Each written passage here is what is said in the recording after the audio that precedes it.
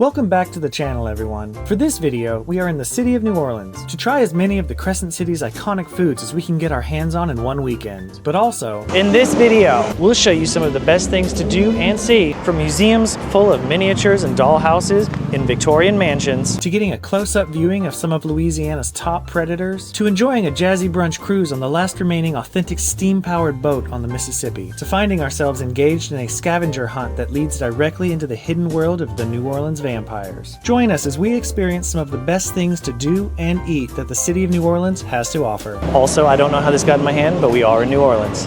Let's go.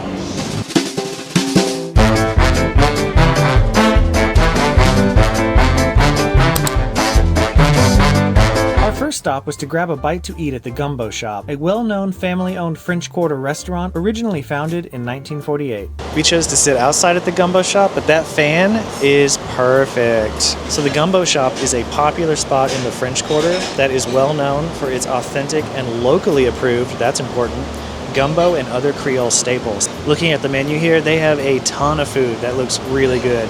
But we know why we're here. We're here to eat the traditional, iconic New Orleans food, which is going to be, at this place, the gumbo and the crawfish etouffee. In front of Nez is the crawfish etouffee, and it looks absolutely delicious. And then over here in front of me is the chicken andouille sausage gumbo, which also looks absolutely delicious. I cannot wait. So the chicken andouille sausage gumbo, that's nice. It's very thick and hearty. It's not super spicy, it's pretty mild, but it's nice and thick, I guess, like you would kind of expect a gumbo to be. And the chicken and the sausage, fantastic. It's very tasty. Okay, we just switched and I have the crawfish etouffee now.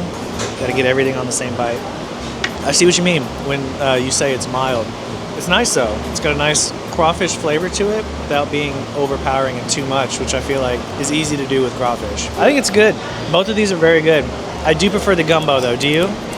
She prefers the gumbo also. We enjoyed our first taste of traditional New Orleans cuisine and would recommend the Gumbo shop to anyone looking for a decent bowl of gumbo. Following an early lunch, we began our efforts to solve the mystery of the tiny tombs, meaning we took on the self-guided scavenger hunt created by the local artist known as Lady Delaney. Who is Lady Delaney? So Lady Delaney is a mysterious character from the 1920s who bears more than a passing resemblance to me. And she runs around the city solving mysteries. So my name is Lauren Delaney George, otherwise known as Lady Delaney. I make miniatures and I also chase mysteries and ghosts. I've worked with Tiffany & Company to fabricate props for their windows, created a piece for the National Building Museum in DC. I had a book come out. So lots of different pots on the fire at any given time. Ah, there! It's Lady Delaney's tiny tombs that we found ourselves searching the city for on this trip. So we'll show you some of our tiny finds, including our valiantly veering into a vampiric venture verily veiled from the unapproved visitor's view. But we won't show you all of the tombs, as we'll leave it up to you to find the rest of them during your own visit to NOLA. So our first clue when finding these tiny tombs is that the dandy disintegrates at 828 Toulouse. So let's find out where that is. We're on Toulouse right now. All right, we found 828 Toulouse, and it is the Olivier House Hotel. There's a kitty cat. Oh, there's multiple kitty cats. And look at that gorgeous artwork. Wow. Nez makes friends with all the animals. And look at this beautiful area. Oh, it's a little cafe in here. That's cool. We found tomb number 1 right over here on top of the fireplace. It certainly does look like it is decaying here. We also stopped for a visit to John Fluevog on our way to our next stop for some much needed AC and to look at some very unique footwear. Nez thought some of these shoes were pretty cool. Would you wear any of them? Let us know in the comments. Our next official stop is to the 4-star Hotel Monteleone for a visit to the Carousel bar, a uniquely designed bar that has been rotating since it opened in 1949. So the reason we came here is because we heard that they have these barbecue shrimp, which is another New Orleans food staple. Apparently, I had never heard of this before, but apparently it is, so we're here to try it. So I will say, whenever I heard that barbecue shrimp was a thing here, this is not what I imagined. This looks like remoulade. Maybe they meant they barbecue the shrimp. Either way, let's give it a shot. That's nice. The Carousel bar also provides a great spot for guests to enjoy live music while grabbing a drink. Okay, we're about to turn into the Voodoo Lounge because we have an adults-only vampire and ghost tour. That's right, we had to do it. Our next experience is a VIP ghost tour put on by the French Quarter Phantoms Company. Welcome to French Quarter Phantoms.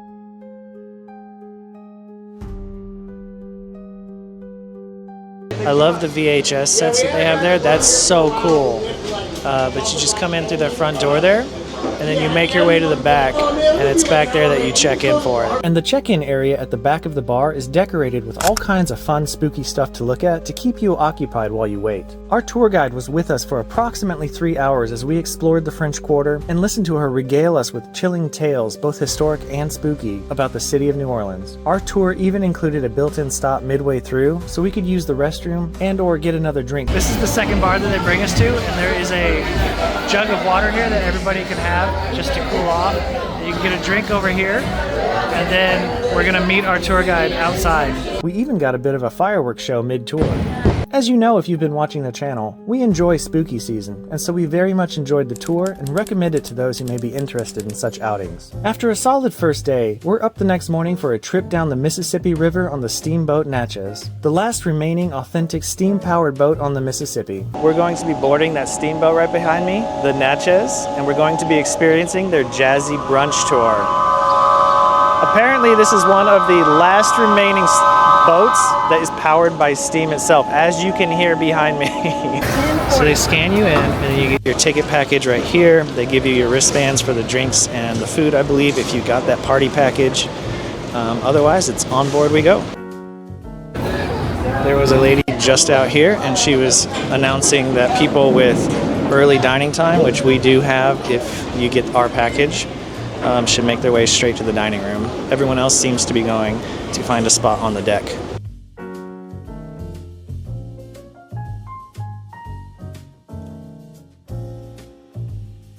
So you get these numbers on this wristband here, and these correspond with what you can order here. I think if you order other stuff, you have to pay extra, but if you order off of this menu, they'll bring it to you and just take one of those numbers. And then the rest of the table comes with extra goodies, so you get all kinds of stuff. Some macarons there, some sunglasses, a little fan that's a dog's face. This thing looks like you put a drink in it and walk down Bourbon Street. These flowers are fake, but they're nice looking. A whole bottle of ice water, which is extremely useful right now in this heat. Personalized card there, and it says, well, that translates to let the good times roll. Pretty cool. This is what you get with the party package. So even though we are inside and there is AC, it is still a bit warm, but look at the ceiling here. And then also look up at that chandelier up there. That's beautiful. And we were definitely fortunate enough to get seats right next to the window, but we're gonna try to go up top here in just a bit after we get our drinks and I guess start eating. So as a welcome dish, they brought us some chicken and andouille sausage gumbo. That looks really good. The gumbo's pretty good. It's got some spice to it, like the peppery kind. Thanks so much. We just got our drinks too. Check these out. We got to switch them around. She got the strawberry one, the Paloma, and what did I get? I don't remember what I got. Sunshine Squeeze, that's what I got. It looks sunshiny, right?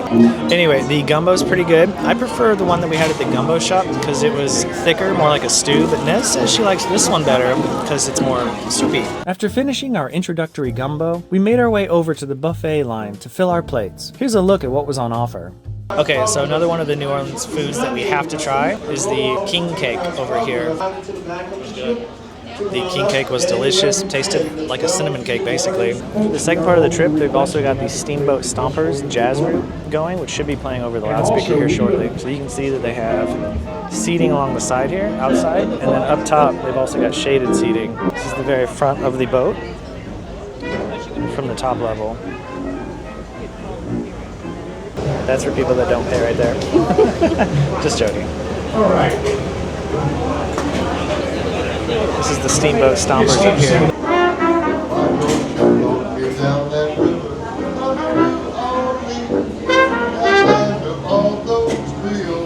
This is something we probably hope we never have to use right here. It looks like everybody else is up the other way or up top because down here seems like it's just the boiler room. This looks like the kitchen back here. And then back behind on this side looks like it's the engine room. So crew's only going to be allowed in these areas. And it's probably why nobody's hanging around down here. But if you want a view of the water right up close, it's a good spot to have a look. And I know some people say that the Mississippi is dirty or ugly looking compared to bright blue water. It's still really pretty. It's still a really cool experience to come down here and see this. To our delight, we found we could actually enter the engine room for a closer look at what makes the whole thing go. That's really cool that they have this for people to see, especially since this is one of the last remaining steam-powered boats out there. Oh man, look at this. You see the level? I don't know if those are levels there. Look at the steam pumping out of there. Yeah, when it releases, you can see steam let off. That's crazy. That's so cool. Wow. And that arm right there, that's what goes back and pumps the paddle so that we can go forward. As you can see here, that's really cool. Look at the green arm here. It's moving side to side slightly. I bet this has to do with the steering. So those arms over there pump the paddles to make us go forward, and then this green thing is probably controlled by the captain who steers us back towards shore with it. That's really cool. This is really cool. It's almost simplistic in the mechanization, but fascinating to see work. If you're enjoying this video or finding it useful in planning your own travels, we'd appreciate it if you'd go ahead and hit that like button to help us out. The wonderful thing is that Nez is enthralled by all of this. She loves old ships, she loves being out on the water, and this is a historic experience for us. And also she's noticing the steam coming up from the side over there. Look at this big old ship over here on the side that we're passing. This is gorgeous. Okay, this is the steam I was talking about from back there. You can see it here. Like it's just a way to let off. It's literally a way to let off steam. Our next stop is to the Napoleon House, a historic restaurant once intended to house an emperor. The property was originally a private home for the city's mayor, with construction beginning in 1797. However, the name of the restaurant derives from a plot concocted by the pirate Jean Lafitte, who sought to rescue Napoleon from his exile and restore him to power. As part of the plan, the property was enlarged and offered to Napoleon in 1821 as a potential new home for him in the New World. However, the former emperor passed away before the plan could come to fruition. So here we're going to have the muffaletta, the red beans and rice, and then jambalaya. Okay, we're going to start with the jambalaya because it's the easiest to get to. I think it's pretty nice overall. Got some good taste to it, a little bit of spice. It's pretty tasty. All right, next up is the red beans and rice. That's really good. I like that a lot. Kind of a simple bean flavor, but perfect. The Italian Muffaletta was Inez's absolute favorite dish at the Napoleon House, and combined with the fact that I liked it too, we could both come to an agreement that it was probably one of the best things we ate all weekend in New Orleans. You stole my pickle. But the sandwich, the way it's put together, I'm getting overriding flavors of all that meat and cheese. So for me, it's just fantastic. And then I guess maybe some saltiness from the olive salad itself, but I'm not getting an overwhelming sense of salad or olives generally. It's mostly that meat and cheese flavor. Delicious. We next make our way to Lafitte's Blacksmith Shop Bar, reputed to be the oldest structure used as a bar in the United States. It was originally built between 1722 and 1732, and is believed to have been used by the Lafitte brothers in their smuggling operations, hence the name. Alright, so we're in Lafitte's bar, and it's very hot outside, but when you come in here, it's sort of a respite from the heat, because even though the doors are open, they've got AC going enough to kind of cool you off. But this place is really cool because it's historic. Apparently it dates back to the 1700s and is one of the oldest bars in the actual United States. It says it has Gothic architecture. I don't know about that. I can definitely see if this is original, how it might be piratey in a way that they're talking about. Also, they have something called a purple drink, which is absolutely delicious and dangerous, and Nez says that is what a grenade tastes like, which kind of sweet, doesn't taste like there's any alcohol in it. Extremely dangerous, but if you like that, they have it here. You can tell that the foot positions for each of these bricks on the bottom have been worn down from use. That's pretty cool. Our next visit is to the House of Broel, a seemingly underrated but can't miss New Orleans institution, as Countess Bonnie Broel has an extensive history in New Orleans, which includes her career in fashion, both designing designing and creating custom dresses, her restoration of the historic St. Charles Avenue mansion, which we understand can still be booked for use as a wedding venue, and what first brought the Countess to our attention, her museum-worthy collection of dollhouses and miniatures. After learning of Mrs. Broel's collection of miniatures, we reached out to the Countess hoping to arrange a time to tour the property. What we did not expect, and what was a very pleasant surprise, was that the Countess herself was there to welcome us into her Victorian mansion, whereupon she personally guided us from room to room, providing us with intriguing background information about her collections, seemingly more than happy to discuss or answer questions about her life, her family history, or any of the items in her house. We very much enjoyed our tour of the House of Broel, and really enjoyed looking at all of the antiques collected by Mrs. Broel, as well as all of the dollhouses that she painstakingly created from scratch. It was an absolute pleasure to be able to meet Mrs. Broel and to be able to learn about her history. We absolutely encourage anyone who might be interested to take the time and reach out, as we think spending an afternoon with Mrs. Broel to be one of the more interesting and certainly unique bookings from our trip. This is on the side of the St. Louis Cathedral, and we have met the Countess here. And I believe this is a statue to her, as this is one of the dresses that she created, so that's pretty cool. Following a fascinating afternoon spent with Mrs. Broel, we made our way over to Arnaud's, a historic New Orleans restaurant originally established in 1918. After admiring the artwork on the cover of the menu, we started with raw oysters and turtle soup. This was our first time having turtle soup, but we both thought it was tasty. Next, it was time to send our little oyster friends down the hatch. Although we tend to avoid Gulf oysters, we thought that these in particular were quite good. We followed these appetizers up with an order of frog legs, another first for us. We enjoyed the frog legs, but it's not a new favorite for us. It's like fish crossed with chicken.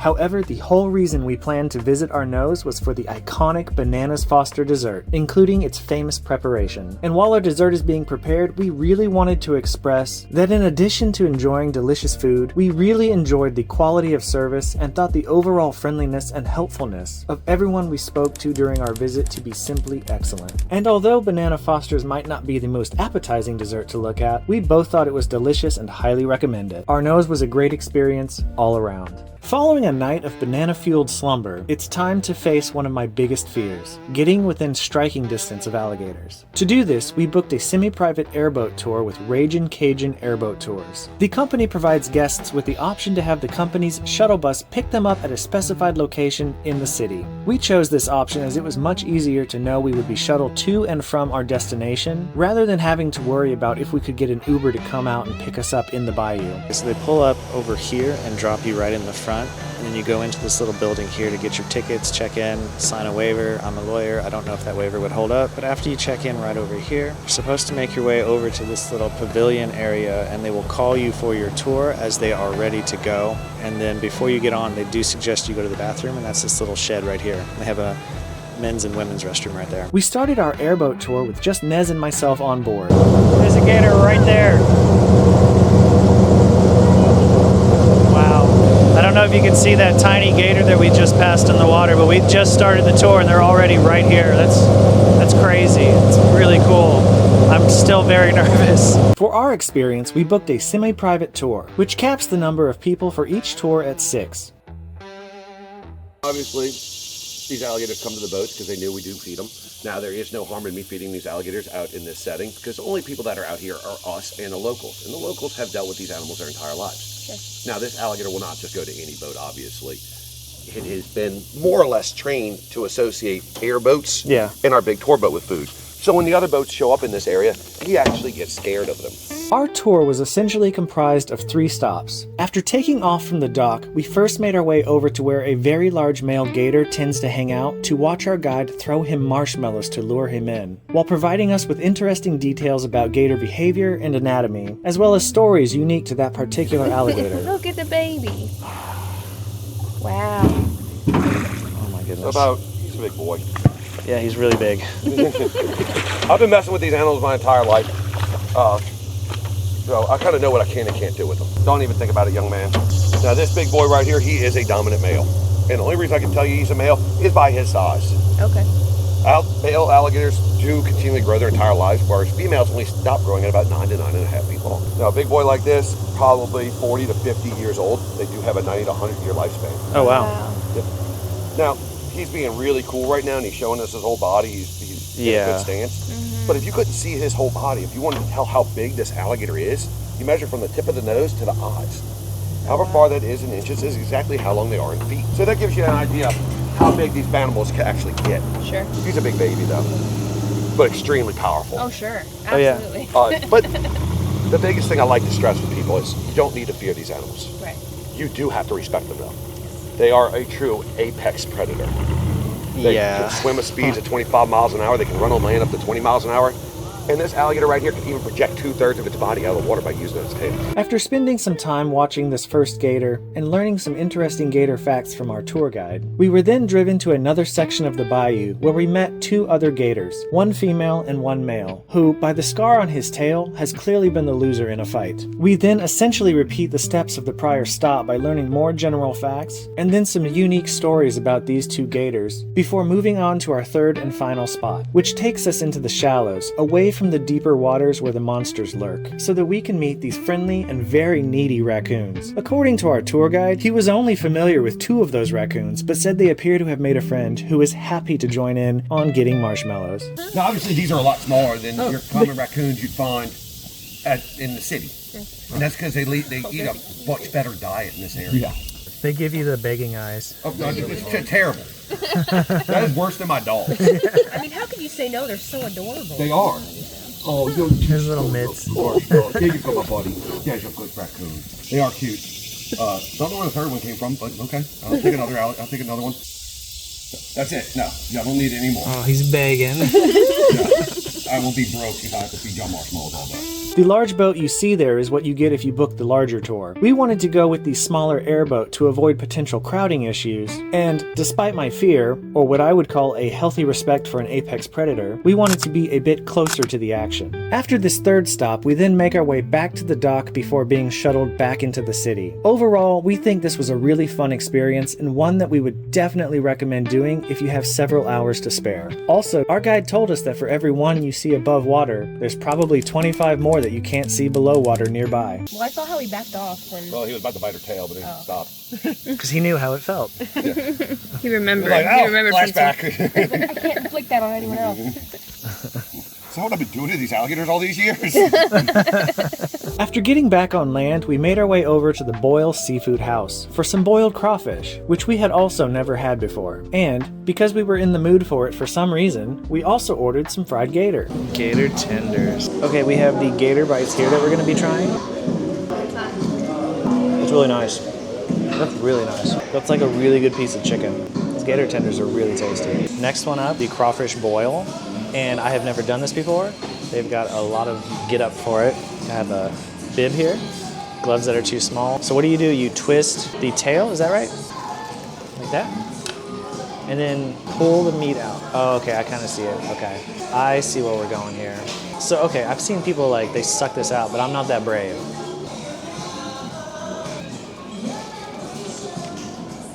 All told, pretty good. A lot of work to get at it though. Not bad. While not as tasty as the Gumbo or Muffaletta, we enjoyed our food here, but now it was time to finish our Tiny Toon search. La Belle Nouvelle Orleans matches 2112 magazine. We have found it.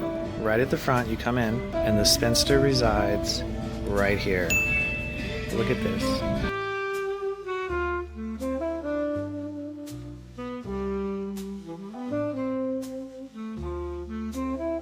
Probably another fun thing to do in New Orleans is to walk through maybe some of the historic districts and see some of these huge historic houses. It's pretty fun. Originally built in 1884, the rink is a historic building once home to the largest indoor roller skating rink in the United States. The property now houses a collection of locally owned boutique shops, and the Garden District bookshop located within the rink is where we'll find our next Tiny Toon. It all comes together. Here's the Queen Reigns was the clue. Detail here. There's like a little playbill, it looks like. Or maybe that's a baseball card, I can't tell from this angle. There's a saxophone. It's really cool. Okay, it's 3027 magazine, and I think that is H. Alt? The Maiden Molders is the clue. Found it right here. Clearly people have tried to pick it up before. Maiden molders. Not for sale, don't touch. Fingers off. People have been touching it. Oh look, they have the list that we have. That's cool. Look at the little flowers. That's awesome. So the clue that we have for this tiny tube is 733 Bourbon, and it is that the murderer prowls. And I think that the address that corresponds with that is right here at Fritzl's European Jazz Pub, 733 Bourbon Street. Let's see if we can find it.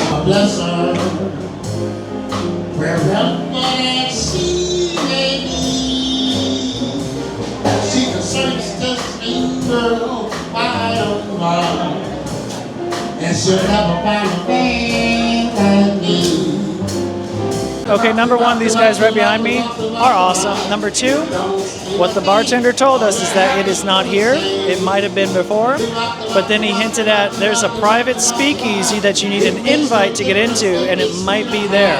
But to do that, you have to go to the Vampire Cafe, get an invite from the vampires, and then go to the speakeasy. So I think we're gonna meet some vampires. Okay, we are now at the Vampire Cafe, and let's see how this goes. We spoke with the bartender at the Vampire Cafe about how we might gain entry into their private speakeasy, but Ines thinks we drank blood that night in our efforts to obtain their vampiric approval, particularly as our drinks had a certain bite to them. After passing the vampire's vibe check, we received this purple card, which we could then use to show we had the necessary permissions to enter the speakeasy. And because this is a hidden speakeasy, we didn't film the entrance out of respect, nor the interior because they had signs saying no filming. However, we think it's fair game to share this clip from a New Orleans vampire, who filmed it so you can get a brief glimpse inside. After grabbing drinks from the bar and speaking to some of the vampires for a bit, we made our way out to the nondescript balcony over Bourbon Street, where we were allowed to film again. We did find it, and here's photo proof. But there's no filming inside. It is a speakeasy after all, so you all will have to go and find it for yourself to see the inside. I will tell you this, it's extremely cool and a lot of fun. The people are fantastic, they're so nice, even if they're vampires, and get a little friendly. The cats are also awesome, but be nice to them, do not rough up the cats. And be respectful whenever you go in. Vampires don't play. Check it out. Overall, we had a lot of fun exploring and eating our way through New Orleans. But what do you think? Have you been to New Orleans? Would you like to go? Have you visited any of the places in this video? Or do you have them on your to-do list? Let us know in the comments. If you enjoyed this video, subscribe now. As always, we look forward to seeing you in the next episode. So until next time.